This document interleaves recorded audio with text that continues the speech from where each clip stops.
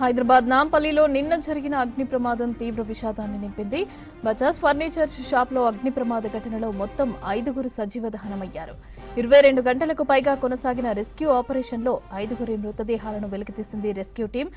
4 ఫ్లోర్ల బిల్డింగ్లో 2 సెల్లార్ల కింద చిక్కుకుని 5గురు చనిపోయారు.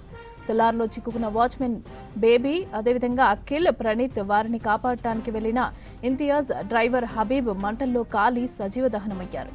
ప్రమాదంలో మృతదేహాలు గుర్తుపట్టలేనంతగా కాలిపోయాయి. పోస్టుమార్టం కోసం మృతదేహాలను ఉస్మానియా మార్చరీకి తరలించారు అధికారులు. నిన్న మధ్యాహ్నం 11 గంటల టైంలో హైదరాబాద్లోని అబిడ్స్ నుంచి నాంపల్లి రైల్వే స్టేషన్ వెళ్లే రోడ్లో బజాజ్ ఫర్నిచర్ క్యాస్టల్ షాప్లో మంటలు చెలరేగాయి. ఈ ఘటనలో 2 చిన్నారులు, ఒక మహిళ సహా మంటల్లో చిక్కుకుపోయారు.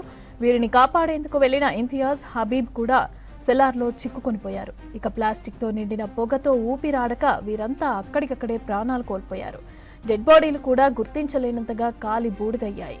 ఈ ఘటనా స్థలంలో నిన్నటి నుంచి 200 మంది ఫైర్, ఎన్డీఆర్ఎఫ్ సిబ్బంది శ్రమించారు. ఇక 22 గంటలకు పైగా రెస్క్యూ ఆపరేషన్ చేశారు. కానీ మంటల్లో చిక్కుకున్న వారి ప్రాణాలను కాపాడలేకపోయారు. 2 సెల్లార్లలోనూ భారీగా ఫర్నిచర్ ఉండటంతో మంటలు త్వరగా అదుపులోకి రాలేదు. దీంతో ఇవాళ ఉదయం సెల్లార్ కింద గుంత తవ్వి మృతదేహాలను వెలికితీశారు.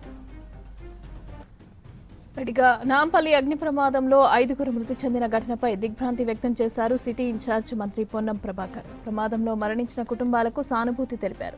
అగ్ని ప్రమాదం ఘటనను సీఎం రేవంత్ రెడ్డి దృష్టికి తీసుకెళ్లామని అన్నారు.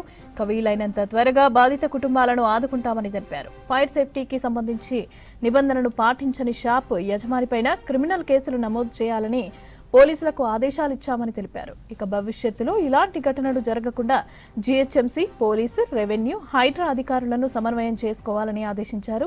ఇక సిటీలో ఫైర్ సేఫ్టీ నిబంధనలు పాటించని భవనాలు ఉంటే ప్రజలు అధికారులకు ఫిర్యాదు చేయాలని అన్నారు మంత్రి పొన్నం ప్రభాకర్.